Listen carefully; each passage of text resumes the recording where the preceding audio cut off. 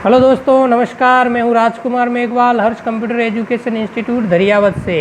हमने यहाँ पर जो कक्षा 9 आरबीएससी के कंप्यूटर विषय के ऊपर जो क्लासों की सीरीज शुरू करी है, उसका आज आगे का भाग कंटिन्यू करते हैं। आज हमारा चैप्टर नंबर 8 है और इसके अंदर हम आज सूचना प्रौद्योगिकी के बारे में विस्तृत जानकारी लेंगे। तो शुरू करते हैं आज का वीडियो। अगर हमारे वीडियो आपको पसंद आ रहे हैं तो इन्हें लाइक करें, शेयर करें और सब्सक्राइब करना न भूलें। तो शुरू करते हैं आज का वीडियो। धन्यवाद। तो मैं हूँ राजकुमार मेघवाल और हर्ष कंप्यूटर एजुकेशन इंस्टीट्यूट धरियावत से। हमारी जो आरबीएससी कक्षा 9 कंप्यूटर विषय के ऊपर जो क्लास चल रही थी, उसे आज हम आगे कंटिन्यू करते हैं। आज हमारा चैप्टर नंबर है 8, सूचना व संचार प्रौद्योगिकी के सामाजिक प्रभाव। सूचना प्रौद्योगिकी के सामाजिक प्रभाव यानी ICT, social impact of ICT. देखो, नॉर्मल बात है, एक सूचना और संचार प्रौद्योगिकी के सामाजिक पर जीवन पर बहुत सारे प्रभाव होते हैं और हुए भी हैं, और आजकल एक ये महत्वपूर्ण हिस्सा बन गई है सूचना प्रौद्योगिकी जीवन का। जैसा कि सूचना एवं संचार प्रौद्योगिकी ने धरती को एक गांव बना दिया है।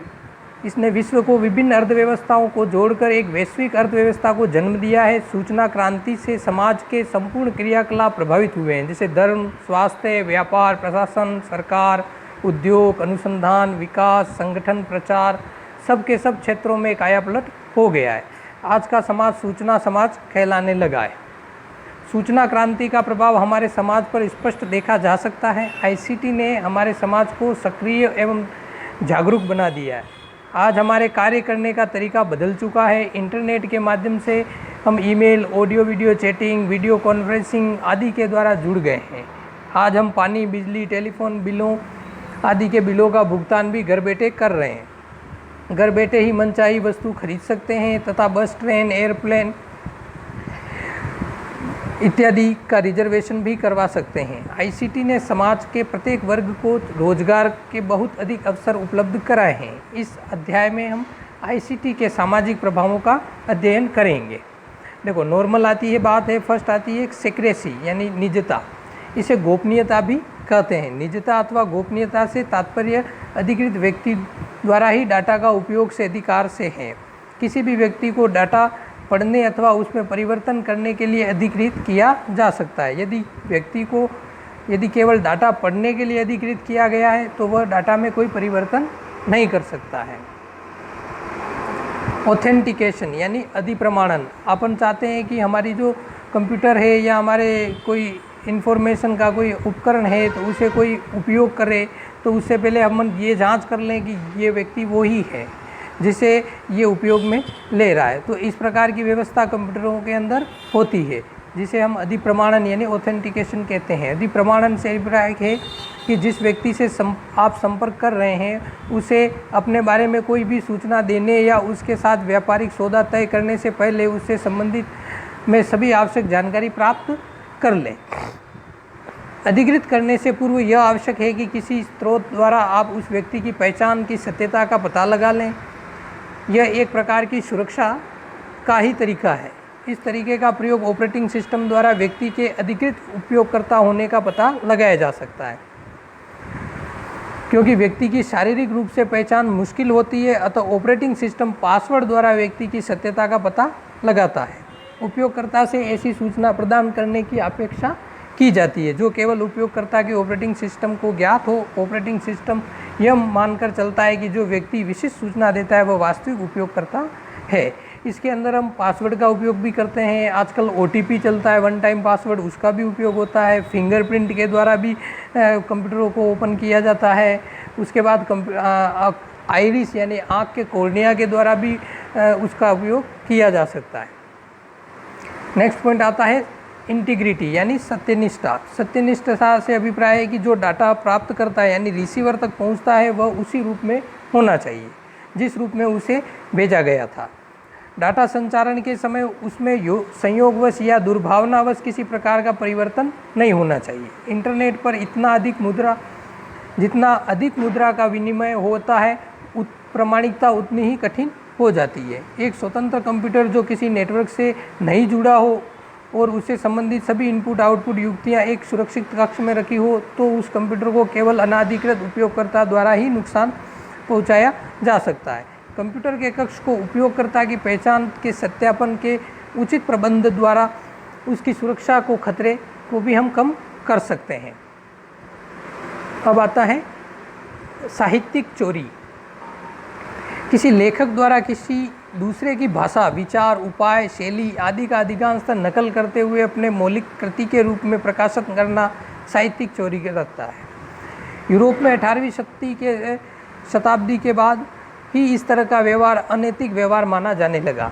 इससे पूर्व की शताब्दी में लेखक एवं कलाकार अपने क्षेत्र के महारथियों यानी मास्टर्स की हूबहू नकल करने के लिए प्रोत्साहित किए जाते थे। साहित्यिक चोरी तब मानी जाती है जब हम किसी के द्वारा लिखे गए साहित्य को बिना उसके संदर्भ दिए अपने नाम से प्रकाशित कर लेते हैं।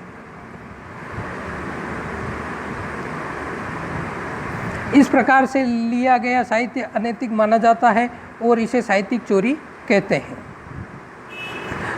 आज जब सूचना प्रौद्योगिकी का विस्तार तेजी से हुआ है तो साहित्यिक चोरी भी बढ़ गई है। साहित्यिक चोरी इंटरनेट का एक सामाजिक कुप्रभाव भी है। आजकल इंटरनेट पर विभिन्न सामग्री जैसे लेख, ऑडियो, वीडियो, प्रेजेंटेशन, फोटोग्राफ आदि बहुतायत से हैं और बड़ी आसानी से उपलब्ध हो जाते हैं। इस सामग्री को कॉपी करना, कट पेस्ट करना एवं एडिट करना भी बड़ा आसान है क्योंकि इन कार्यों के लिए अनेक सॉफ्टवेयर टूल्स उपलब्ध होते हैं। इस कारण आजकल विद्यार्थियों, शोधकर्ताओं, पत्रकारों, लेखकों आदि में दूसरे के कार्य की नकल करने की प्रवृत्ति को बढ़ावा मिला है। शोध पत्र यानी रिसर्च पेपर तैयार करने के लिए शोधार्थी अनुचित तरीकों से अध्ययन सामग्री जुटाते हैं। ये शोधार्थी इस अध्ययन सामग्री को संपादन या तोड़ मरोड़ कर उसे रिसर्च पेपर के साथ अटैच कर सबमिट कर देते हैं। शोधार्थी अमूमन किसी रिसर्च इंजन या अन्य किताबों के अध्ययन सामग्री को कॉपी करते हैं या वहाँ से चुरा कर उसे अपने रिसर्च पेपर में सबमिट करते हैं। रिसर्च के अलावा प्रोजेक्ट और थीसिस पेपर में भी ऐसा ही करते हैं।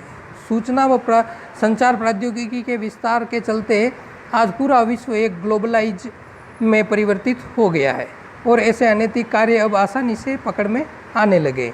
इस पर रोक लगाने के लिए अब अनेक सॉफ्टवेयर प्रचलन में आ गए हैं जो बड़ी आसानी से पता लगा सकते हैं कि सामग्री कहाँ से ली गई है, किस संदर्भ पुस्तक से ली गई है या किसी पुस्तक ऑनलाइन सामग्री से कॉपी पेस्ट की गई है। साहित्यिक चोरी पर लगाम लगाने के उद्देश्य ये सॉफ्टवेयर बहुत उपयोगी सिद्ध हो रहे हैं। शिक्षा के क्षेत्र में विद्यार्थी, शिक्षक अथवा शोधार्थी द्वारा की गई साहित्यिक चोरी अकादमिक बेईमानी यानी एकेडमिक डिसऑनेस्टी या शैक्षिक छल, एकेडमिक फ्रॉड कहलाती, जबकि पत्रकारिता के क्षेत्र में पत्रकार द्वारा की गई चोरी या पत्रकारिता की मर्यादा का उल्लंघन कहलाता है। साहित्यिक चोरी कोई अपराध नहीं है बल्कि नैतिक आधार पर अमान्य है। साहित्यिक चोरी से बचने के लिए निम्न बातों का सदैव ध्यान रखना चाहिए। आपको ये स्पष्ट जानकारी होनी चाहिए कि साहित्यिक चोरी क्या है। इससे आप अनजाने में किसी दूसरे के विचार, शब्द या किए गए कार्यों को अनैतिक उपयोग से बच जाएंगे। जो सामग्री आप इस्तेमाल कर रहे हैं उनके स्रोतों को आपको सही जानकारी होनी चाहिए। कोई भी नई सामग्री तैयार करने से पूर्व उससे संबंधित सभी सूचनाओं और उसके स्रोतों की पूरी तरह अवगत हो जाना चाहिए। यदि आप की सामग्री लेख, फोटो, ऑडियो, वीडियो आदि का उपयोग अपने कार्य में कर रहे हैं तो साहित्यिक चोरी व कॉपीराइट उल्लंघन से बचने के लिए आपको कॉपीराइट प्राप्त व्यक्ति यानी प्रकाशक या संस्था से पूर्व अनुमति लेनी चाहिए तथा अपने कार्य में इस तथ्य का उल्लेख आवश्यक किया जाना चाहिए। बौद्धिक संपदा का अधिकार। बौद्धिक संपदा का अधिकार किसी व्यक्ति द्वारा विज्ञान, प्रौद्योगिकी, साहित्य अथवा कला के क्षेत्र में किए गए मौलिक बौद्धिक कार्यों करने के फलस्वरूप प्राप्त कानूनी अधिकार से है। एक कलाकार द्वारा कलाकृति, संगीतकार द्वारा बनाए गए संगीत या एक छवि अथवा लेखक द्वारा लिखे गए अथवा काव्य पर व्यक्ति अथवा संस्था संगठित विशेष का स्वामित्व होता है तथा उस व्यक्ति अथवा संस्था विशेष को अपने द्वारा रचित अथवा किए गए मौलिक कुशल कार्य का लाभ लेने का अधिकार होता है। अतः रचयिता को इस बात का निर्णय लेने का अधिकार होता है कि उसके कार्य को कहाँ और कैसे उपयोग में लिया जाए। बौद्धिक संपदा का अधिकार मौलिक तथा उत्पादक कार्य करने के लिए प्रेरित करता है तथा नकल या चोरी करने की प्रवृत्ति पर रोक लगाता है। बौद्धिक संपदा के अधिकार के अंतर्राष्ट्रीय स्तर पर संरक्षण हेतु संयुक्त राष्ट्र द्वारा जेनेवा में 1967 में विश्व बौद्धिक संपदा संगठन यानी WIPO की स्थापना की गई। इसका मूल कार्य विश्वव्यापी बौद्धिक संपदा का संरक्षण है। वर्ल्ड इंटेलेक्चुअल प्रॉपर्टी ऑर्गेनाइजेशन यानी WIPO ये क्या करता है? बौद्धिक संपदा का संरक्षण करता है। ये एक संस्था है। विश्व के 184 देश बौद्धिक संपदा यानी WIPO के सदस्य हैं। भारत भी इस संगठन का एक सदस्य है। यह संगठन 24 अंतर्राष्ट्रीय संधियों का संचालन करता है। सन 1945 में विश्व व्यापार संगठन यानी वर्ल्ड ट्रेड ऑर्गेनाइजेशन द्वारा agreement on the trade related aspect of intellectual property rights TRIPS या ट्रिप्स इस संगठन का समझौता एक है। सारे देश जो विश्व व्यापार संगठन के सदस्य हैं उन्हें इसे मानना है तथा अपने कानून इसी के मुताबिक बनाने हैं। हम भी बौद्धिक संपदा अधिकार के संबंध कानून को इस कारण से बदल रहे हैं ताकि यह ट्रिप्स मुताबिक हो जाए। कई लोग इससे लिए कहना है कि हम लोग कानून इसलिए नहीं बदल रहे कि हमें उनकी आवश्यकता है, पर इसलिए कि ट्रिप्स कहता है तथा विश्व व्यापार संगठन एवं ट्रिप्स के कारण हमने अपनी प्रभुता खो दी है। ट्रिप्स की 7 तरह के बौद्धिक संपदा अधिकार के बारे में चर्चा की गई है। भारत में निम्न 8 अधिनियम के अंदर बौद्धिक संपदा सुरक्षित किया गए हैं। पहला है उसमें the biological diversity act 2002 and second है द कॉपीराइट एक्ट 1957, थर्ड है द डिज़ाइन एक्ट 2000, फोर है the geographical indication of goods यानी registration and protection act 1999, the patent act 1970, the protection of plant and varieties of farmers rights act 2001 and the 7 है semiconductor integrated circuit layout design act 2000 and the trademarks of act 1999। इसके अलावा 2 और अन्य क्षेत्र जिनके अंतर्गत बौद्धिक संपदा अधिकारों को सुरक्षित किया जाता है वह है, पहला है ट्रेड सक्रिय, दूसरा है संविदा कानून यानी कॉन्ट्रैक्ट एक्ट। मुक्त स्रोत सॉफ्टवेयर यानी ओपन सोर्स सॉफ्टवेयर का बौद्धिक संपदा अधिकार से अलग तरह का संबंध है। ओपन सोर्स सॉफ्टवेयर एक ऐसे सॉफ्टवेयर को कहा जाता है जिसका स्रोत यानी कोड, सोर्स कोड सभी के लिए खुला हो।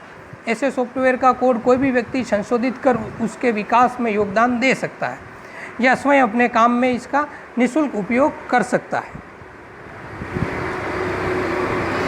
अब सूचना प्रौद्योगिकी में रोजगार।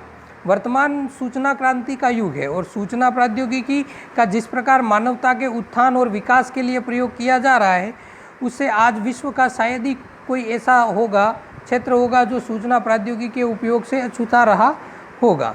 यही कारण है कि यदि कोई व्यक्ति अपने जीवन यापन के लिए सूचना प्रौद्योगिकी को अपना रोजगार के रूप में चयन करता है तो उसके पास अनेक विकल्प मौजूद होते हैं। सूचना प्रौद्योगिकी को रोजगार के रूप में चयन करने के लिए किसी विषय विशेष का चयन करने की सीमा बंधन नहीं है। सामान्य सभी विषय के लोग अपनी अभिरुचि तथा कंप्यूटर का ज्ञान प्राप्त कर सूचना प्रौद्योगिकी के रोजगार के रूप में चयन कर सकते हैं।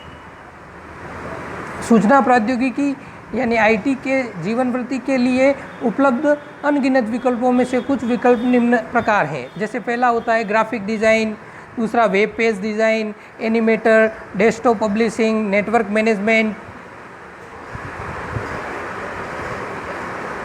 Network administrator, programmer, system analyst, computer operator, computer technician, computer engineering, software engineering, database manager, data entry operator, web developer, system administrator, web programmer, web master इत्यादि।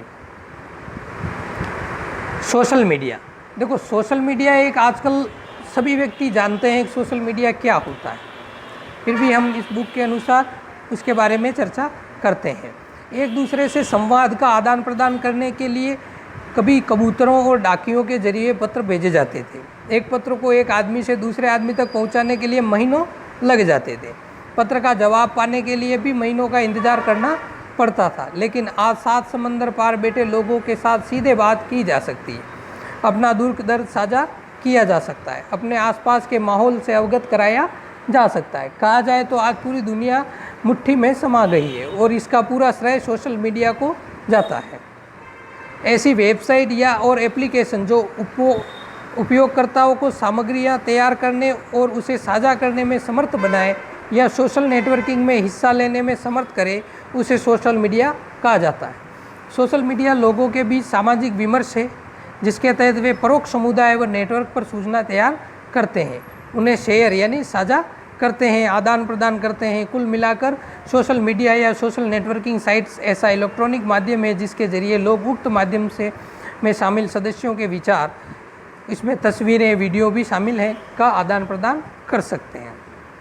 विश्व भर में लगभग 200 सोशल नेटवर्किंग साइटें हैं, जिनमें Facebook, Twitter, Orkut, MySpace, LinkedIn, Flickr, Instagram, photo video sharing sites सबसे अधिक लोकप्रिय है। एक सर्वे के मुताबिक विश्व भर में लगभग 1 अरब 28 करोड़ फेसबुक यूज़र यानी फेसबुक यूज़र इस्तेमाल करते हैं। वहीं विश्व भर में इंस्टाग्राम यूज़रों की संख्या 15 करोड़ और लिंक्डइन यूज़रों की संख्या 20 करोड़, माइस्पेस यूज़रों की संख्या 3 करोड़ और ट्विटर यूज़रों की संख्या 9 करोड़ है। शुरू में ये साइट्स मध्य वर्ग के पहुंच से दूर थी, लेकिन मोबाइल फ़ोन पर जब ये सेवाएं मिलना शुरू हुई तो इस वर्ग ने इसे अपने सीने से लगा लिया और भारत में इस समय 1 करोड़ से अधिक एक्टिव फेसबुक यूज़र्स हैं और आने वाले समय में इसकी संख्या 10 करोड़ तक पहुंचने की लक्ष्य रखा गया है। सोशल मीडिया इन दिनों लोकप्रियता के सोपान चढ़ रही है। भारत में और भारत के बाहर विशेषज्ञ मानते हैं कि सोशल मीडिया आम जनता के लिए ऐसा माध्यम है जिसके ज़रिए वे अपने विचार ज़्यादा सशक्त तरीके से रख सकते हैं। पिछले 1 दशक में कई बड़ी खबरें सोशल मीडिया के ज़रिए ही लाइमलाइट में आई। आम आदमी को सोशल मीडिया के रूप में ऐसा औजार मिल गया जिसके ज़रिए वे अपनी बात एक बड़ी आबादी तक पहुंचा सकते हैं। तभी तो आम आदमी के साथ राजनेता भी फेसबुक पर, ट्विटर पर आ गए। लोगों के संवाद करने के लिए सोशल मीडिया एक महत्वपूर्ण माध्यम है। सोशल मीडिया आज बहुत ही ज़रूरी माध्यम है। इस माध्यम के जरिए एक बड़ी आबादी से अपना विचार साझा किया जा सकता है। पिछले 1 दशक में इस माध्यम का काफ़ी विस्तार हुआ है। हाल ही के वर्ष कई बड़े आंदोलन सोशल मीडिया द्वारा ही शुरू किए गए। वर्ष 2011 के जनवरी महीने में फेसबुक द्वारा ही मिस्र के ज़बरदस्त आंदोलन किया गया और ट्यूनीशिया में फेसबुक के जरिए ही वहाँ की सरकार के खिलाफ आम जनता लामबंद होने लगी। हालात ऐसे हो गए कि सरकार को फेसबुक और ट्विटर अकाउंट पर प्रतिबंध लगाना पड़ा, लेकिन आंदोलन नहीं रुका और वहाँ से प्रेसिडेंट मुबारक को मजबूर होकर इस्तीफा देना पड़ा। फेसबुक ने लंबे अरसे से बिछड़े पिता, बेटी, भाई, बहन, दोस्तों को मिलवाने का काम किया है। कहते हैं हर रोज़ हर चीज़ के 2 पहलू होते हैं, अच्छा और बुरा। कई तरह की खूबियों के लिए प्रसिद्ध पाने वाली सोशल मीडिया अपवाद नहीं है और सोशल मीडिया के जरिए आपराधिक गतिविधियों को भी अंजाम दिया जाने लगा। वर्ष 2013 में देश भर information technology act Indian penal code की धारा के तहत 5212 मामले दर्ज किए गए। इसमें 1203 मामले सोशल साइट्स पर आपत्तिजनक सामग्री डालने से संबंधित हैं। आपराधिक प्रवृत्ति के लोग येन प्रकार दूसरों के अकाउंट्स को हैक कर अपने आपत्तिजनक तस्वीरें और अन्य सामग्रियां डालकर दुश्मनी निकाल रहे हैं। इधर कम उम्र के बच्चों ने भी फेसबुक का इस्तेमाल करना शुरू कर दिया, जिसका उन पर नकारात्मक असर पड़ रहा है। पिछले दिनों एसोचैम की ओर से किए गए एक सर्वेक्षण के मुताबिक जितने बच्चे फेसबुक का इस्तेमाल कर रहे हैं उनमें से 73% बच्चों की उम्र 8 से 13 वर्ष यानी 13 साल से कम उम्र के बच्चों पर फेसबुक अकाउंट खोलने पर प्रतिबंध है के बीच है। सर्वे में कहा गया है कि अधिकांश बच्चों के परिजन नौकरी पेशा है और वे अपने बच्चों को समय नहीं दे पाते, लिहाजा ये बच्चे फेसबुक और अन्य सोशल साइट पर मशगूल रहने लगे हैं, क्योंकि सोशल मीडिया उन्हें एक ऐसा समाज देता है जिससे वह अपनी बातें शेयर कर सकते हैं। सोशल साइट्स के इस्तेमाल के मनोवैज्ञानिक प्रभाव भी खतरनाक हैं। मनोरोग चिकित्सक का कहना है कि सोशल साइट्स के ज़्यादा इस्तेमाल करने से लोगों का इसका नशा लग जाता है और वे अपने परिवार के प्रति प्रतिबद्धता छोड़कर घंटों कंप्यूटर या मोबाइल फ़ोन से चिपके रहते हैं। सोशल मीडिया एक परोक्ष माध्यम है। इसके इस्तेमाल से लोग परोक्ष रूप से लोगों से जुड़े रहते हैं, लेकिन वो असल समाज है उससे वे अलग थलग पड़ जाते हैं। इसका असर यह होता है कि इसमें सामाजिक गुणों का विकास नहीं हो पाता। दूसरी तरफ सोशल मीडिया के लोग अधिक व्यस्त रहते हैं, जिससे वे आउटडोर एक्टिविटी नहीं कर पाते। इसके अलावा अधिक देर तक बैठे रहने के कारण कई तरह की शारीरिक बीमारियां भी हो जाती हैं। सोशल मीडिया एडिक्शन के मामले में खूब सामने आ रहे हैं। ऐसे कुछ मरीज 10 से 12 घंटे इंटरनेट पर बिताते हैं। यह एक नशा इतना सिर चढ़कर बोलता है कि वे अपने परिवार को भी समय नहीं दे पाते। उनके परिवार वाले जब इसका विरोध करते हैं तो वे आक्रामक हो जाते हैं। और तो और अगर इंटरनेट ठीक से काम नहीं करता तो वे गुस्से में आकर घर के सामान भी तोड़ फोड़ करने लग जाते हैं। अनेक नगरों में सोशल मीडिया एडिक्ट के इलाज के लिए डी एडिक्शन सेंटर खोले गए हैं।